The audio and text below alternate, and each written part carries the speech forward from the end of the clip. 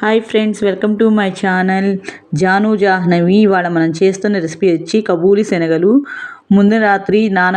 కబూలి శనగలు ముందు రాత్రి నానబెట్టుకోవాలి. కబూలి శనగలు నానబెట్టుకున్నాక కుక్కర్లో వేసుకొని 4-5 విజిల్స్ వచ్చే వరకు ఉడకబెట్టాలి. కొబ్బరి, చెక్క, లవంగాలు, జీడిపప్పు, నువ్వులు కూడా మిక్స్ చేయాలి. ఉల్లిపాయలు, పచ్చిమిరపకాయలు, కరివేపాకు, టమాటా ప్యూరీ మిక్స్ వేసుకోవాలి. ప్యాన్లో నూనె వేసి వేడైనాక 3 ఇలాచీ, బిర్యానీ ఆకు, 3 ఇలాచీ, చెక్క, లవంగాలు 3, షాజీరా వేసుకొని వేయించుకోవాలి. లైట్గా వేయించుకోవాలి, ఫ్రై చేసుకోవాలి. తర్వాత ఉల్లిపాయలు, పచ్చిమిరపకాయలు వేసుకొని ఫ్రై చేయాలి.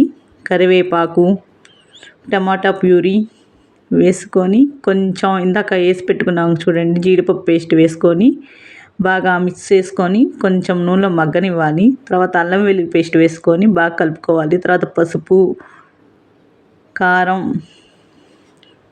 2 స్పూన్లు, కొంచెం పసుపు, ఉప్పు తగినంత వేసుకొని బాగా మిక్స్ చేసుకోవాలండి. తర్వాత కబూలి శనగలు వేసుకొని కొంచెం నూనెలో మగ్గినాక కొంచెం వాటర్ వేసుకొని ఉడికించుకోవాలి. అంతేనండి, కూర రెసిపీ రెడీ అవుతుంది. ఇది చపాతీలోకి అన్నిట్లోకి బాగుంటుంది. మీకు మా రెసిపీ నచ్చినట్లయితే ప్లీజ్ లైక్, షేర్.